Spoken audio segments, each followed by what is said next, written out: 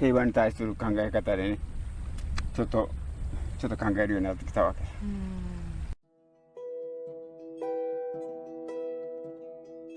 僕は今前も何回も言うように、その自然に従って生きてるからさ、それは仕方ないとして生きていくさ。ただ僕は生意気に聞こえるかもしれんけど、人間に合わさんけど自然には従う。これが僕の今の信念ね。もう自然には完全に従って合わせていく。人間に合わせるね。I talked about on a couple of former shows the etymological root of the word natural. I'll briefly go over this. The English word nature is etymologically derived from the ancient Cometian/Egyptian word netter. Okay? So this is what natural law is all about, folks. This is the underlying etymological definition of the word nature. And the word nature has been co-opted. It's been co-opted to mean, something that has to do with Darwinian survival of the fittest, which we'll talk about. Okay? And this has nothing to do with the word nature from its etymological roots. The word nature in Cometian meant God. It was the word for God. And some people will translate it as spirit, but it means great spirit, grand spirit that underlies everything. The intelligent creation that underlies all things, all matter, and all laws of nature. So for lack of a better word, we're going to use the word God here. Okay? Get as offended about it as you like.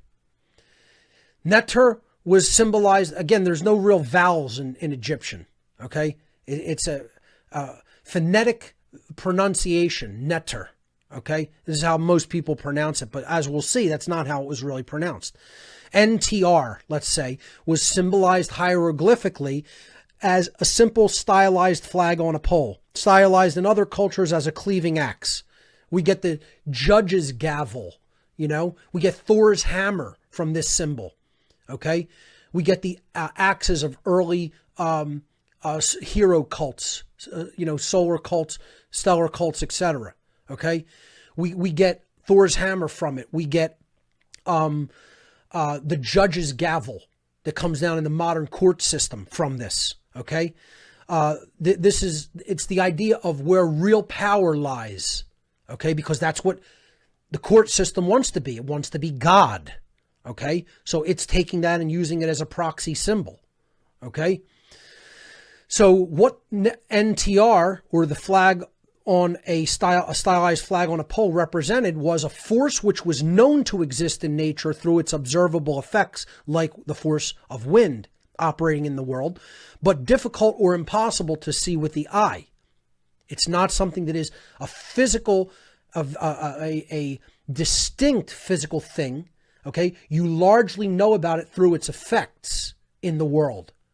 Okay, you're not going to actually see it like fire or smoke.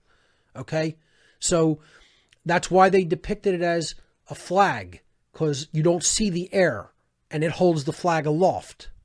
Okay, NTR was actually pronounced netcher, not netter, as many people will pronounce it. The actual pronunciation in ancient Cometian was netcher. Okay, extremely close to the English pronunciation of nature. And that's where we get the word natural from the Egyptian netcher. Okay, natural. So when we tack on the suffix al, which comes from Sanskrit and then later, Indus Valley root words that then came into Old English as al, it means of, from, or related to, the suffix al. Okay, and when we add that with the word nature, it means of, from, or relating to God. Okay, now if you want to even look at it from the Arabic and or Hebrew word el, okay, that al could also be derived from, what does the word el mean in those languages? In Arabic, it's the definitive article, but in Hebrew, it means God. Literally, the word el means God in Hebrew. So the word natural is completely related to the idea of God, meaning that man didn't make it, God did, or ultimately the creative energy and intelligence that underlies all matter made it. So what put natural law into effect? Not man. Ultimately, the underlying intelligence in all of nature, or God, put natural law into effect. So we are talking about, when we talk about natural law, we're talking about God's laws. Laws that are put into effect. And again, this is why atheists will never be able to create freedom. It is an impossibility for an atheistic culture or a morally relativistic culture to create freedom. Can not be done according to the laws of nature. Impossibility. Because you are absolutely dismissing the source of where right and wrong and the consequences for choosing between right and wrong came from.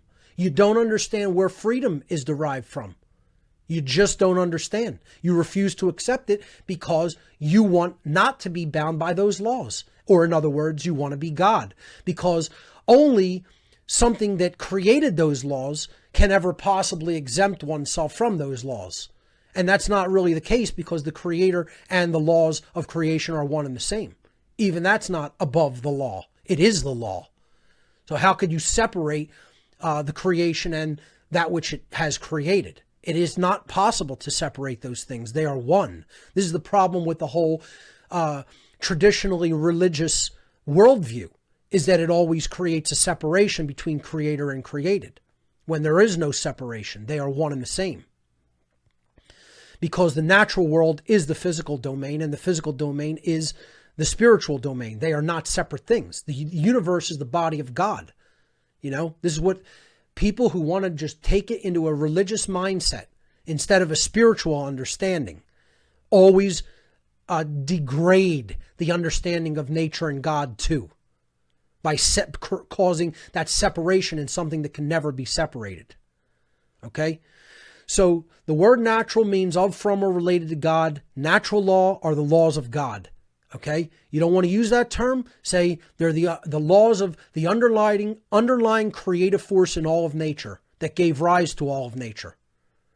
Okay? If you don't like the word God, if you're that babyish, okay?